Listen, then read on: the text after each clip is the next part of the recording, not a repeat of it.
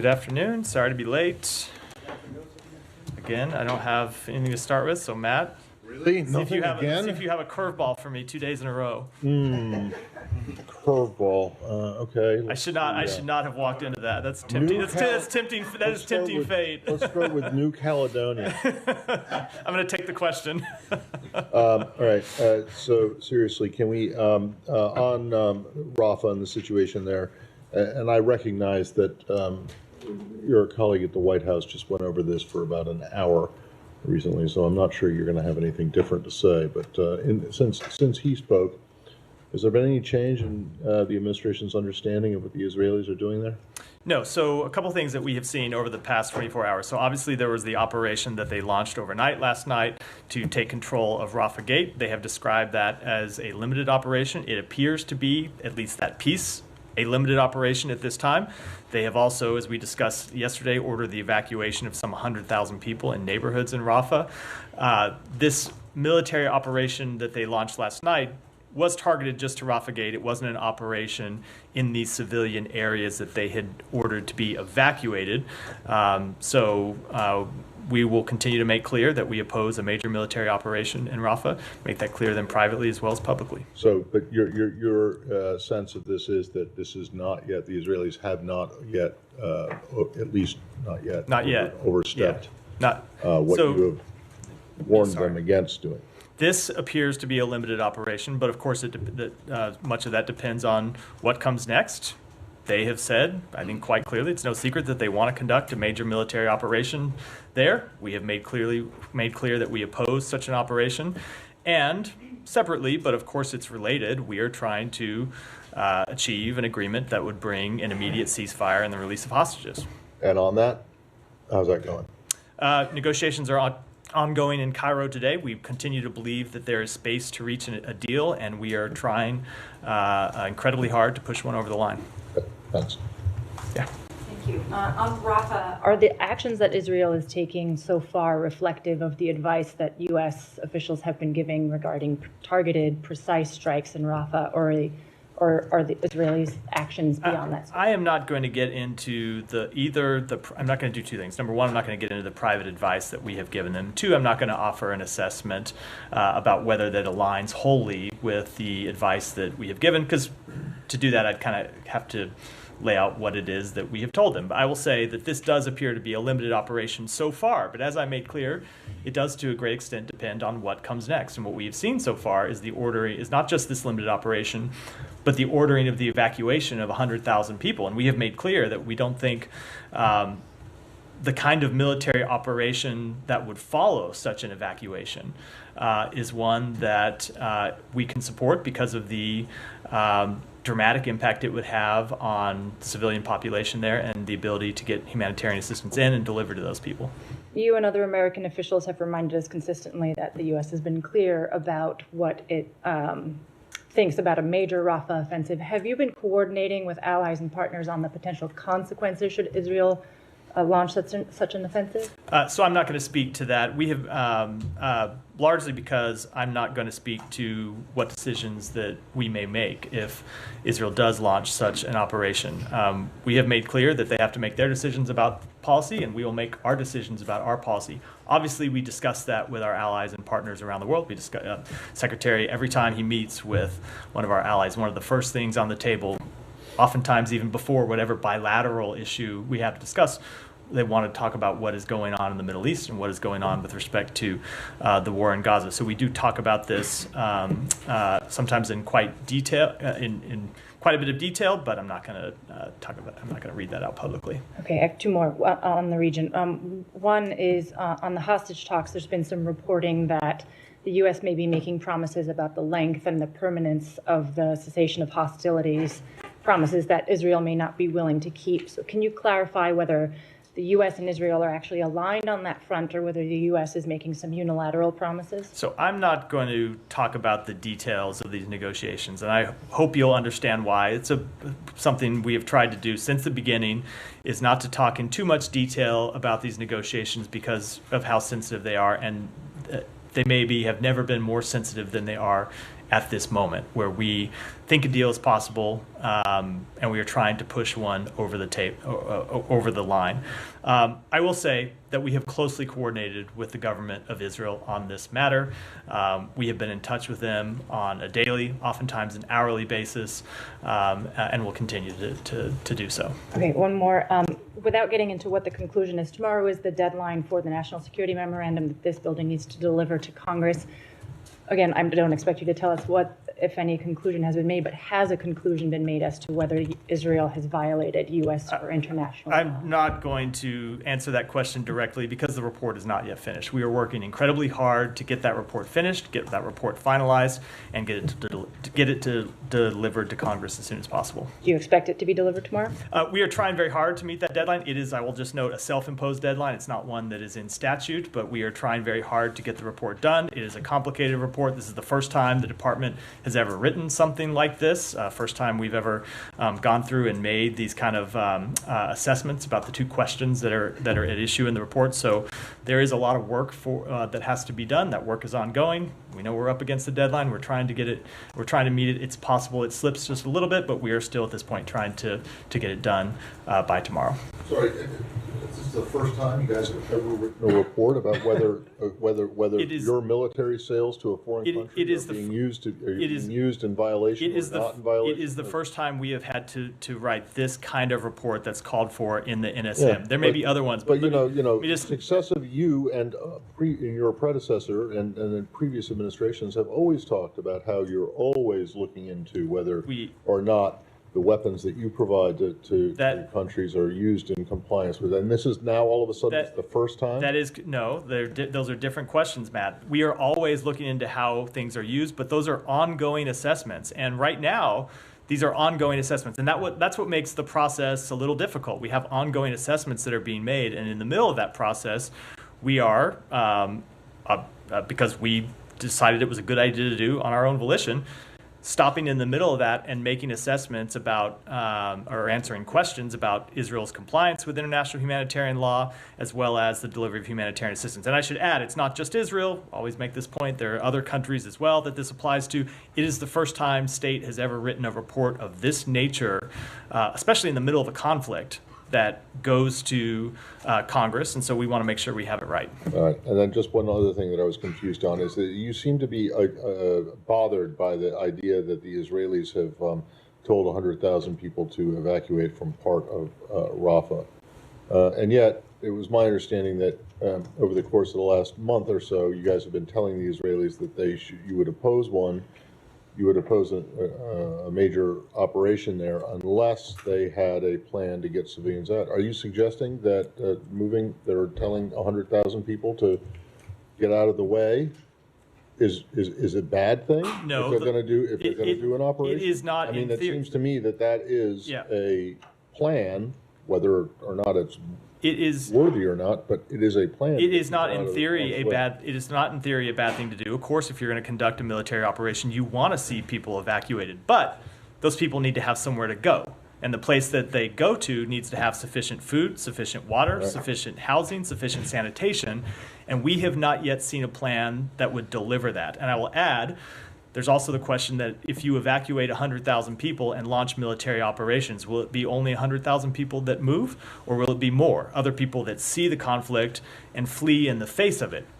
Our assessment is it's probably a lot more than 100,000 that would move, and so you have to have plans not just for 100,000 people, but hundreds and hundreds of thousands of additional people to take care of their needs, and that's not what we have seen.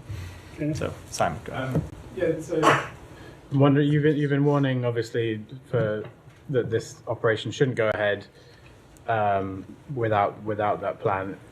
You seem to be holding back from saying that it has gone ahead, but in terms of what you've been warning about, the humanitarian impact, it seems there is already an impact in terms of, another border crossing is closed, and at the moment we understand both border crossings are closed. So do Israel's actions over the last 24 hours set back the work that you've been pushing them to do on the humanitarian situation, given that there's a near famine conditions in Gaza? Certainly, the closing of Kerem Shalom and the closing of Rafa set back the delivery of humanitarian assistance. Now, to some extent, the full answer to that question depends on what happens next and whether they're quickly reopened. And Israel has committed to reopen Kerem Shalom tomorrow. We're working to make sure that that actually happens, so humanitarian assistance can continue to come through. And I should add that Kerem Shalom didn't close just because of an action by Israel. It closed because it was bombed by Hamas.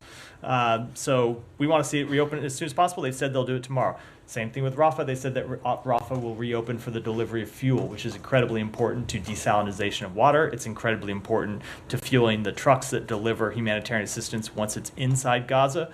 And it's incredibly important for running bakeries that deliver bread for the population there that needs it so much. But we want to see it fully reopen. And so when I say it depends on what happens next, if Kerem Shalom opens and Rafa reopens, those will be important steps because we don't want to see humanitarian assistance limited or impeded in any way. So if they told you that now they've got control of Rafa, this is actually going to be better in terms of getting humanitarian aid? Is that what you sort of seem to be suggesting? No, that's not what I'm suggesting. I don't want to get into any private conversations. They've said it would reopen for fuel. We want to see it reopen for everything because it is. Rafa is a crossing that should note that the amount of humanitarian assistance that has gone in through Rafa has gone down over time as assistance has shifted more to Kerem Shalom. But that assistance is still critical. We're not in a position where we can afford to see any delivery mechanism shut down, even if it's one of the relatively small ones. And I only say relatively small in relation to the amount coming in through Kerem Shalom. But we also want to see it open for fuel. It is the entry point for humanitarian workers that come in. It is the exit point for people that come out of Rafah. So it's important that gate be open, not just for the delivery of humanitarian assistance, but so that humanitarian workers can come in and out of Gaza to do the important work that they do every day. And just finally, we've already seen. I think there's some videos of tanks rolling over civilian infrastructure as they've entered into the area around the border crossing. There are reports of civilian loss of life. There's been airstrikes in Rafah. I guess just to try and get clarity on, does the US oppose what Israel has done so far, or you're just saying we have to wait and see? So we clearly oppose the destruction of any civilian infrastructure if it does not constitute a legitimate military target. Now, when you get to looking at any one video, we'd have to be able to assess whether that's a legitimate military target. Are there Hamas fighters in there? The issues that we have gone through a number of times. But certainly we don't want to see civilian infrastructure damaged, destroyed in any way. But that said, to the larger question, it is not our assessment that a major military operation has begun at this point, but that could obviously change at any moment, and we will continue to make clear that it's not one that we could support. This one video in question has an Israeli tank rolling over an "I love Gaza" sign. Does that seem like something that could be a legitimate military target? That does not seem like it would serve any legitimate military purpose, no. Well, do you consider an I love Gaza sign to be critical infrastructure? No. So I've seen the video, but I don't know where the tank was going, but just on the face of it, no, that would not seem to be so. Go ahead. Matt, on the NSM, is that taking into account anything that's happening in Rafah over these past few days? So it is a looking backwards report. I'm not going to get into it. You'll have to wait and see when we make it public. Yes or no, though? Can you say if that's part again? Of why you might not be when it comes to any of the content of the report, I think you're just going to have to wait and see. It's something that we're still working on. And the Jordanians say that another one of their aid convoys was attacked by Israeli extremists on the way to Erez. Do you have any comment on this? Has there been any discussion with the Israeli government since this latest incident, which is, I think, the second one? It is something that we have raised with the Israeli government. We have made it clear to them that they need to take action to prevent these attacks, and they need to take action to hold people accountable. This is something that happened for the first time with this particular route. Last week when we were in Israel, and the secretary raised it directly with Prime Minister Netanyahu, and in that case they made 3 arrests of people responsible. That is obviously the appropriate thing to do. They need to make arrests in this case, hold people accountable, and send a strong public message as a deterrent that they will not tolerate these attacks on convoys that are just trying to deliver humanitarian assistance to innocent civilians that need it.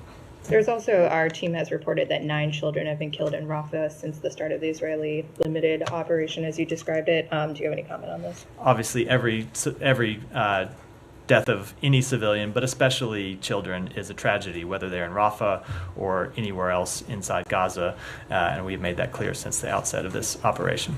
Yeah, go ahead.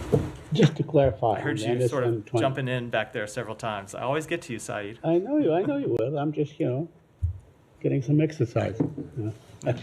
So, I think we can all do better than that. Than, Yeah, counting exactly. what we do in here as exercise. yeah, that's about the extent of it. Anyway, the NSM-20. Now, it's been 3 months.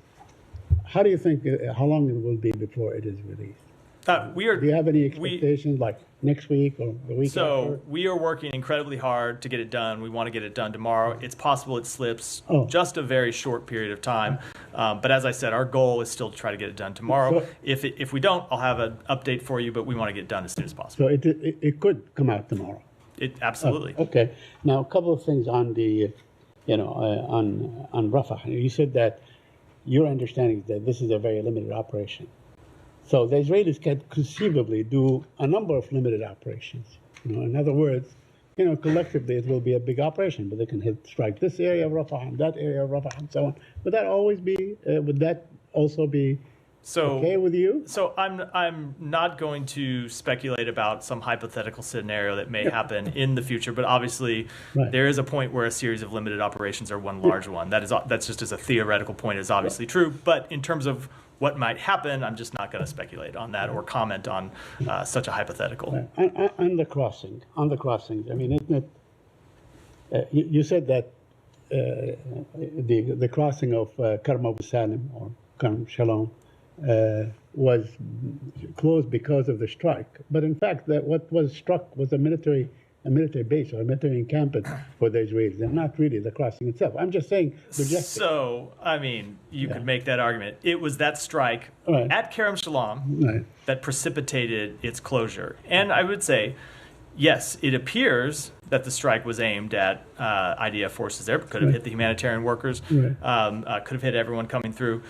It's that strike that precipitated its closure. But that said, you should be very clear about what our position is. We want to see it open. We want to see it open as soon as possible. They've said that they'll open it tomorrow. We'll see. We're going to work to see that happens. Isn't it a bit cynical of the Israelis, to do this on the day after Cindy McCain came out and said there's a full-blown famine in Gaza? They closed, Rafah. They closed Karm Abu Salim. They closed all these things. Doesn't that bother you that right after the head of the World Food Program comes out and says there's a full-blown famine in Gaza?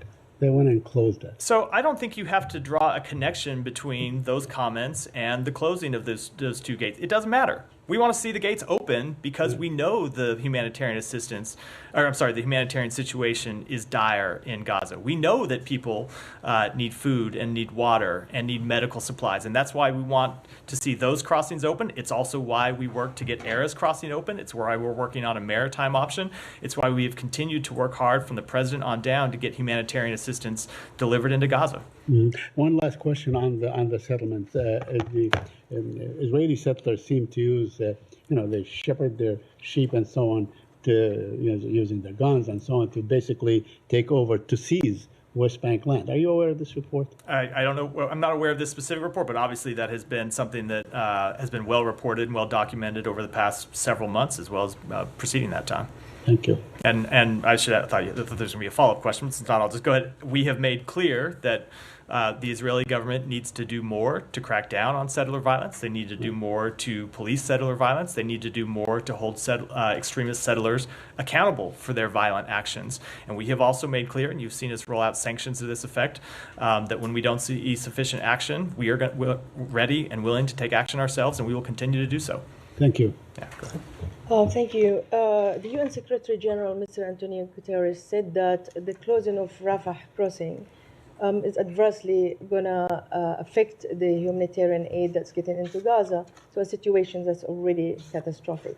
Do you believe that's a violation of international law? So to answer that question, you have to look at all the other deliveries of humanitarian assistance. I can't offer you a legal definition from here because you have to weigh it against other factors, including whether sufficient humanitarian assistance is coming in through other crossings. You could theoretically come up with a situation where all of the aid that's going in through one crossing diverts to another. That said, that's not a situation that we want to see because there is not enough humanitarian assistance going in right now. We have seen it increase over the past 4 or 5 weeks since the president had that phone call on April 4th with Prime Minister Netanyahu, but we are not yet at the point where we can afford to shut down Rafa or any other one crossing. We need to see humanitarian assistance come in. And so that's why we'll work to continue to see it reopen. Now, that said, one of the things that Israel said is very much accurate, which is Hamas did control the Gaza side of Rafah crossing, and Hamas was continuing to collect revenue from that crossing being open. So it is a legitimate goal to try and derive Hamas from revenue, money that they could use to continue to finance their terrorist activities. That said, we want to see the crossing open, and we're going to work to try to get it back open. Okay, so you're justifying basically that the Israelis closing it because they have many reasons. It's not. That's not what I said. And it's not at all. It's not at all. Take That's what I said. No, you could find another. You could find another way to open that crossing. Hopefully, without Hamas being the one that is manning the Gaza side of it and collecting revenue as goods flow through Rafah. Collecting revenue, some of it licit, some of it probably illicit. When you think of bribes and other things that happen with the crossing of traffic through that crossing. So I would say, yes, it is a legitimate goal to try to deprive Hamas of that revenue, but we need to find a way of doing that keeps Rafah open. I see. So just express concern about this 100,000 civilians who are being evacuated. And you said there is no place for them to go. And our reporting from Gaza basically that there is no safe place for people to go. And as you know, many people have been walking 10 kilometers to go somewhere else. Isn't this already define what you've been calling the Israelis not to do, whether evacuating 1.5 million or 100,000? The evacuation has to be with a viable plan, as you said, but there is no viable plan. So the Israelis already define you. Any consequences for that? So we have made clear we don't want to see a major military operation.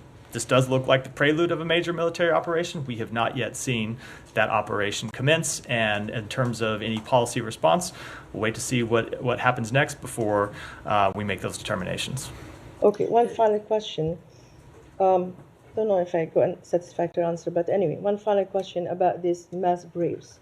Almost 400 people have been buried in mass graves. Some of them, according to the latest UN report, not eyewitnesses on the ground, the UN report or Palestinian media, that they've been buried alive. And some were children, some were women. I know you've been saying that you're a bit slow in writing reports and delivering them on time, but why we've been calling about this investigation? What's holding this investigation? Because, there's serious concern here about 400 people have been rounded and buried, and some have been buried alive. So we have made clear that Israel needs to continue to be transparent about this issue. Israel has said that with respect to this issue of mass graves, there are places where they were operated where there were mass graves where Palestinians have buried their dead all together, probably because of the extraordinary circumstances in which they have been forced to live. And Israel has come in and exhumed some bodies to try to identify whether there were hostages here. They've gotten intelligence that there were hostages contained in those mass graves, and so they've exhumed them to check that and then rebury them after the fact. We believe they ought to continue to be transparent about what exactly took place, and that'll continue to be our position. Go ahead. Matt, could I clarify just one thing? Sure. Haaretz just reported that the crossing at Rafah would be managed by an American company. Are you aware of this kind of suggestion? I'm not aware of that at all. Okay, thank you. That was my question. Sorry about That's that. 2 days in a row. I came to you and somebody else had asked you a question. I need to sit next to him and you see need myself. Right. Yeah, Michelle, go ahead. Today that the administration is holding up munition shipments to send a political message to Israel. Is that true, and what is the message? Look, our support for Israel's right to defend itself, our support for Israel's right to ensure that October 7th never happens again remains strong. And with respect to any individual shipments, I'm just not going to speak to them from here. And second, did the U.S. give any guarantees to Hamas on ending the war in Gaza? So I'm not going to speak to what are very sensitive, delicate, ongoing negotiations, and you should not read into my kind of blanket refusal to do that anything as regards to your question. It's just a rule that, given the nature of the negotiations right now, I don't think it would be helpful. I don't think it would be productive to get into it. There have been obviously a lot of reports over what has been in various proposals over the past 24 hours. Some of those reports have been more accurate than others. Some of them have been completely off base.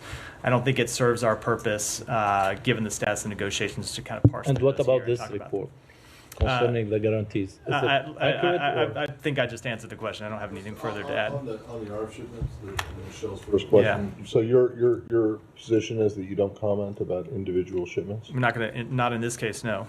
Because you do in pretty much every other case. In fact, I looked back over the last 3 weeks. I got one to Argentina, one to Iraq, one to the Netherlands, one to Poland, one to Saudi Arabia.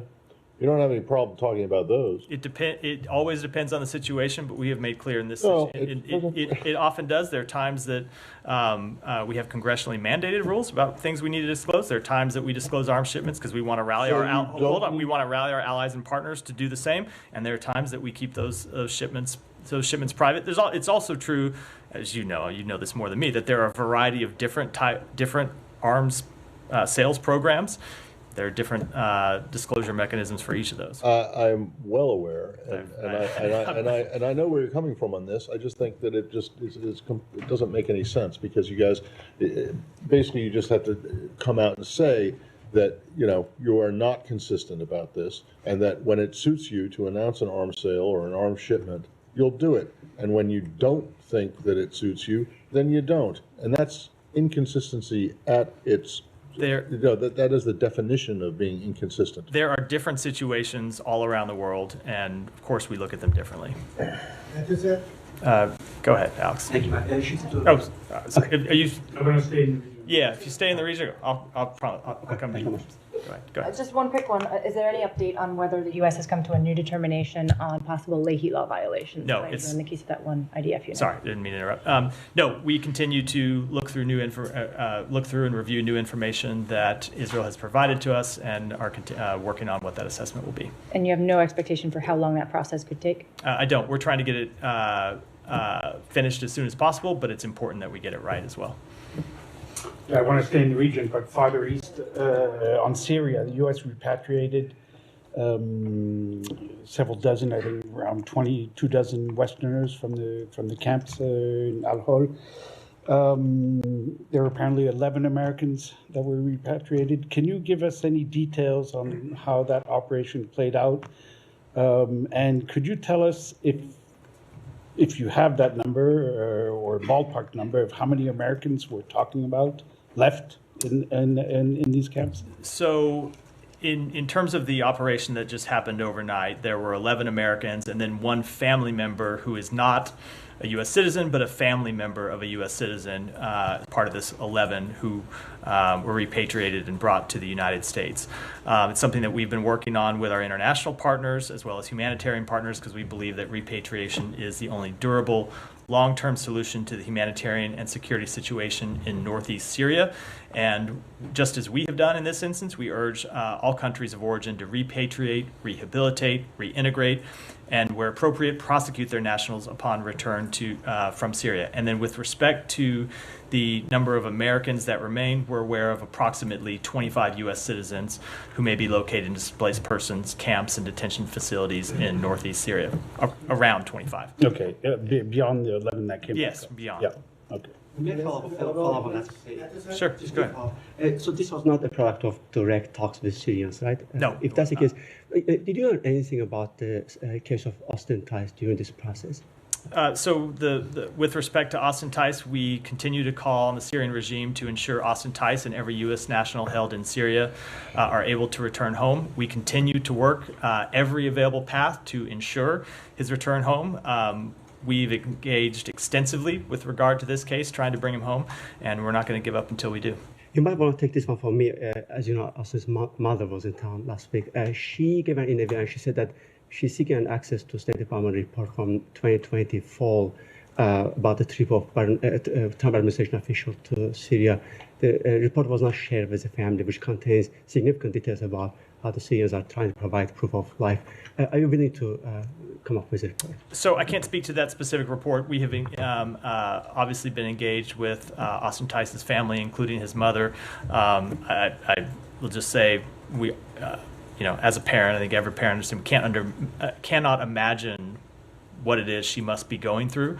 And so people here from the department engage with her on a regular basis to talk about this case and update her on the work that we are doing to try to bring him home. Thank you. This might also be a good segue to the details about the latest information about the U.S. soldier who was detained in Russia. What do you know? Anything new? And are you guys seeking access to? So this is one where, it's often the case. There's not much I can say. You're aware of the privacy rules and our inability to say very much about these cases when we don't have a privacy waiver.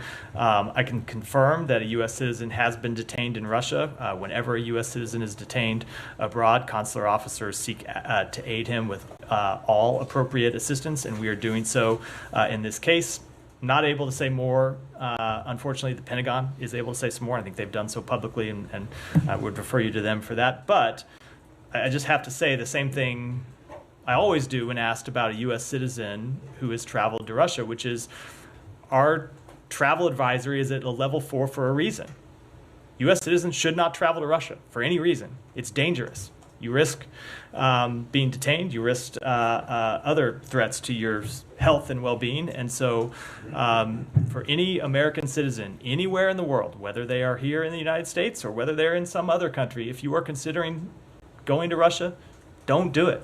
Just could not be less complicated. Thank you. One last from me. We've heard little statements coming from Russia about British so potential participation in Ukrainian war, and they say that they're gonna target British weapons, whether it's inside or outside of Ukraine. This begs a question. It goes back to a question that we discussed with you, with Vedant, with Ned, more than a year and a half. Why is it that Ukraine doesn't have a right to target Iranian, North Korean, targets, whether it's inside or outside of the region? You're proposing that Ukraine should widen the conflict beyond even Russia, but to other countries and bring other countries directly. Hold on. Bring other countries directly into the conflict. I would just say that is a rare question that answers itself. I don't think that would be in anyone's interest. Go ahead. Thank you. No, go in front of you. Sorry. Yeah. Thank you so much, Matt. Just a quick follow-up on Rafa offensive. You said it is limited, not a major operation, but do you think it's a constructive approach to go into Rafa right after Hamas accepted a ceasefire there, and at a time when many Palestinians were on the streets celebrating the possibility of a ceasefire? So let me just make one thing clear, which is Hamas did not accept a ceasefire proposal. Hamas responded, and in their response made several suggestions. It's not the same as accepting. The statement that was issued yesterday that was widely reported, and I'll blame the reporting because it's what the statement said, is not an accurate reflection of what happened. They responded as people do in a negotiation process, but it was not an acceptance. Now, that said, we are trying very hard to get a ceasefire agreement over the line, as I said a moment ago. And I will just say, separate and apart from an operation in Rafa, the scenes that we saw in Gaza, when you see people coming out in the streets and celebrating what they thought was a ceasefire, number one, tells you just what they've lived through. I mean, you know that, obviously, but you really see just the joy on people's face, what they've lived through, and the emotion in thinking that they might have some hope that this conflict will come to an end. But also, I can say for everyone here, just confirms why we think it's so important to get this ceasefire agreement over the line and why we are going to continue to push for it. Just a quick follow-up. I think you didn't comment on whether or not you find Israel's approach constructive. So I spoke to this earlier in the process, which is we don't want to see a major military operation. They have said this is a limited operation. There are some legitimate purposes, like I said, in keeping Hamas from depriving revenue from Rafa Gate, but at the same time, we don't want to see Rafa Gate shut, so we want to see it reopen. So I'm not going to comment, I'm not going to pass judgment one way or the other, whether it's constructive or not. What is important from our perspective is that we not see a major military operation go forward, and we've made that, I think, pretty clear. Go ahead. Clarify, it sounds like this is the case. The Secretary last week multiple times referenced this generous and flexible offer that Israel had put forward, and you're saying this is not what he was referring to, what that Hamas put forward or accepted yesterday. there was an offer. He was referring to the offer that was put forward some 10, 11 days ago, April 26th, I believe it was. That's the offer that was on the table.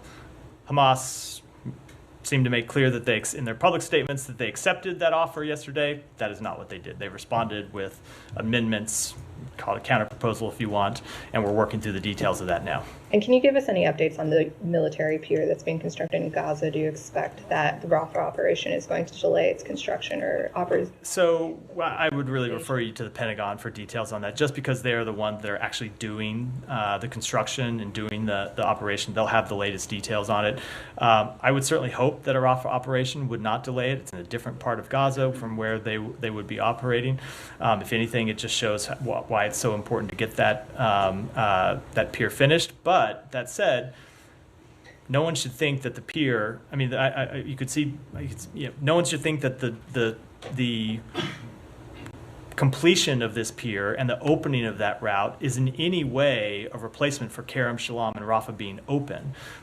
Getting that pier finished is not sufficient means to close other gates. It's not sufficient reason to operate in the south and disrupt the delivery of humanitarian assistance, because even when that pier is open, the amount of aid it can deliver a day, somewhere around 100 trucks, in no way can replace what needs to come into Gaza through these other gates. Very good. Someone that's been watching the Pentagon briefings. I wish I had time. No offense, I wish I had time to watch their briefings as well as do my own. I just don't. Janie, go ahead. Thank you, Matt. Regarding the U.S. and South Korea's defense cost sharing, it has been reported that if former President Trump is re-elected, South Korea's defense cost sharing will increase significantly. Recently, there was a discussion on the defense cost sharing between South Korea and the United States in Hawaii. You know that. Will defense cost sharing be increased under the Biden administrations? If so, what percent will increase? I just don't have those numbers at my fingertips. Sorry. You don't have anything because you have. I mean, in terms of the percentage, it's not. I'm happy to take it back and try. All right, thank you. And have another one. And recently, UN resolution to prevent nuclear weapons in space were rejected by Russia's veto. What do you think about the UN's permanent members imposing penalties to veto abuse? So, as we said at the time, we are incredibly disappointed that Russia vetoed what should have been a quite uncontroversial resolution regarding the obligations of state parties under the Outer Space Treaty. It should be clear, I think, that no country should have reservations about prohibiting putting a nuclear weapon into orbit. And in terms of potential actions, I don't have anything to preview from here. Go ahead. Thanks, Matthew. Politico just reported that and I'm quoting from the report, administration is holding up shipments of 2 types of Boeing-made precision bombs to send a political message to Israel, end quote. Is this true? I think Michelle asked me that exact question 5-10 minutes ago, and I answered it. Okay, sorry. Now that Israel has invaded Rafa, is the department considering any actions such as sanctions or withholding aid from Israel? I also answered that question earlier when I said we are not going to preview policy options at this time. And finally, 6 lawmakers from the Congressional Executive Commission on China has sent a letter to the State Department asking for state to use its existing rewards program to seek firsthand information on forced organ harvesting in communist China and disrupt the illicit trade. The State Department has expressed concerns about this issue before publicly and in the human rights reports. Do you have any response to the letter, and will state consider using the rewards program to stop forced organ harvesting? We I'm sure, have received that letter and will respond in due course to the members themselves. Thank you, sir. Thank you, sir. 2 questions. Thank you. Common questions. One, as far as conflict in the Middle East or Gaza or Hamas and Israel is concerned, first, on October 7, Hamas attacked the innocent people in Israel. Now, innocent people are being killed or they are dying in Gaza because of basics they are not getting. My question is that Hamas may be common problem for the common people in Gaza? And how can you describe for the common people, we are negotiating with Hamas. Is Hamas a terrorist organization or is a political organization? It is absolutely a terrorist organization. So why are we negotiating then with them? Well, we don't. Hamas is holding civilians hostage, including American citizens, and we want to see those American citizens return home. So it's also true that Hamas is one of the parties to this conflict and has the ability to end it. So we think it's appropriate. We're not in direct negotiations with Hamas, but obviously we're engaging with countries in the region, Qatar and Egypt, who have the ability to talk to them. And we think it's appropriate to do so because we want to see these hostages return home, especially the American hostages, but the hostages of Israel and every other country. Remember, there's not just Israeli citizens who are being held hostage, and we believe this is the best way to do so. Second, sir, Secretary of State and Secretary of Treasury both were in China recently, and both warned Chinese leadership about not to interfere in the U.S. elections and among others. Can you describe that? What kind of warning was, and what was the response from the Chinese leadership? So I'm not going to speak to that in any level of detail, but the Secretary did make clear, reiterating something that we have a message that we have delivered previously to the Chinese government, that any interference, any attempt to influence our upcoming election is something that would be unacceptable. Thank you very much, sir. Yeah. Thank you. Just to clarify, you've called the Rafa operation limited, but you also said it had the appearance of being a prelude, your word, to a major operation. I don't think that's what I said. It's not what I intended. I said that they have number one, they have described it as limited. It looks at this way to not be the major operation that you would see, say, for example, if they entered the neighborhoods where they have ordered evacuations. We don't know if it's a prelude or not. They've made clear that they intend to launch a major military operation, and we have made clear that we are opposed to that. I can't speak to. So you're not calling it a prelude? No, I can't speak to whether. Because Yoav Gallant is. I'm sorry. Yoav Gallant is touring the Rafa area today, and he said, "I directed the IDF to enter the Rafa area, take the crossing, carry out its missions. This operation will continue until we eliminate Hamas in the Rafa area and the entire Gaza Strip." So that doesn't sound limited to me. So they have made similar statements in the past about what their policy intends to be, and we have made our statements about what our policy is, and we will continue to make that clear. Yeah. I want to move to another region, Haiti. Do you have any updates for us on where we're at in terms of the deployment of that police force or security force now that the Presidential Council was put into place? What is the status of play on that at this point? So we welcome the process, the progress in the political process that has taken place. We continue to work with our Kenyan partners and other countries for the deployment of the MSS. In terms of an exact deployment schedule, we have, I think for operational security reasons, not wanted to affix a public date to it, but it's something that we're working to make happen as soon as possible. But are there any pre-elements, forward people going in now in Haiti from the U.S. or from? Not that I'm aware of. I mean, it's more of a Pentagon question. Yeah, that's why. That's kind of like why I'm. Yeah. Go ahead. Yeah. So just back to Rafa. Prior to Israel taking control, Hamas was collecting revenue, as you said, of those goods. Can you go into more detail on how Hamas was benefiting from that crossing, and also how you navigate the fine line of ensuring that they're deprived while also keeping it open? Well, Hamas has been the government in Gaza, so they were performing, in addition to being a terrorist organization, they were the de facto government in Gaza, and so we're performing government functions, and that includes running a border crossing where you can collect customs. You can also, if you control a border crossing, collect, let's call them more irregular payments, and we have seen both of those things happen. And so it is a legitimate goal to try to shut off and choke off that revenue stream to Hamas. That said, we want to see Rafa open, and so someone needs to be on the Gaza side of Rafa to run that side of the crossing. The Egyptians can't do it. We talked about this very early in the conflict when we were trying to open Rafa in the first place, so someone needs to be there to do it, and we'll continue to work through how to get that gate open and how to keep it open. And there's a report. Can you confirm that there's a plot to assassinate Zelensky and other top Ukrainian figures that failed? So obviously the Ukrainian government has made an announcement to that effect. We have been in close contact with them about that. I would defer to the Ukrainian government to speak to the details of it, but obviously it just speaks to the depravity that we've seen on display from the Putin regime since the outset of this conflict. Thank you. Right. So given that Israel is pledging to wage an operation in Rafah using U.S. weapons that the U.S. opposes, is there any internal process going on to figure out what went wrong internally? Like how did the process allow the weapons to be shipped and then into a situation in which Israel is going to use them in opposition to what the United States wants done? I don't think I can answer that question without presupposing a policy decision that we have not yet announced.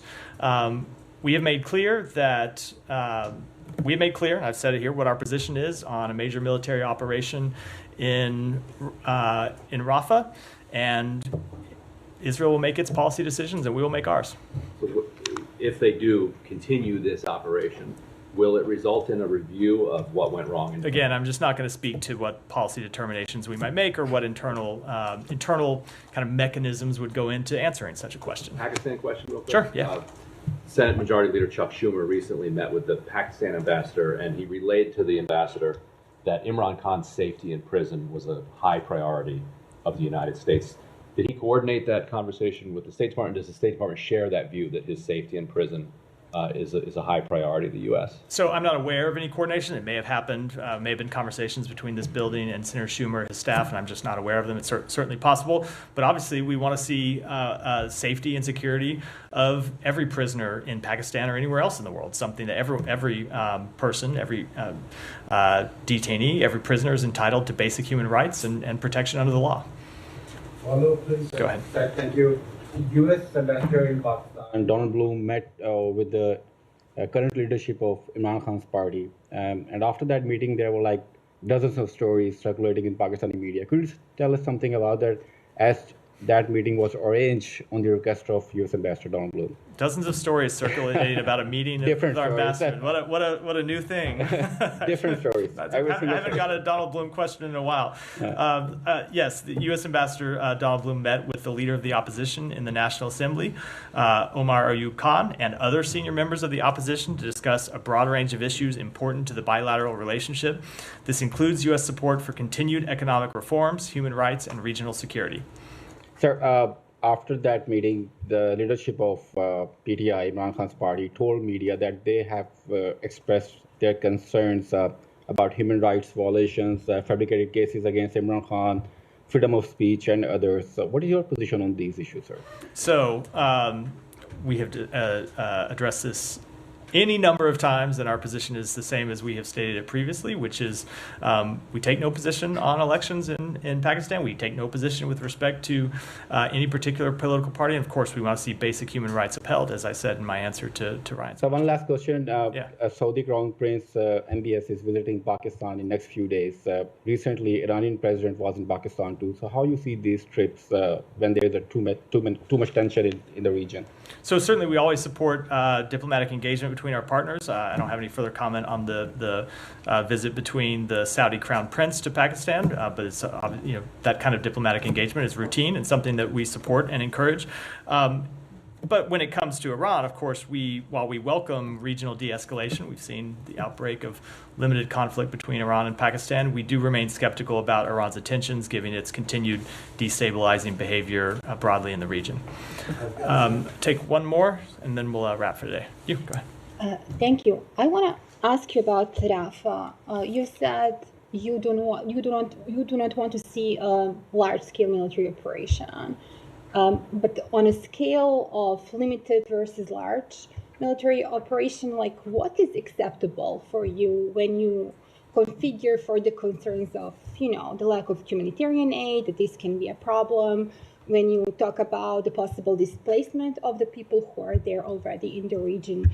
Like, where is this line for you, United States, where you're going to say, like, okay, this is now large-scale operation, and we don't support that? I'm not going to get into trying to define it here. I will add, though, that we have had detailed conversations with the Israeli government about this, much more detailed for obvious reasons than what we are willing to say publicly, or what is productive to say publicly, and they know quite clearly what our position is, and I think I'll leave it at that. That wrap for today. Thanks, everyone.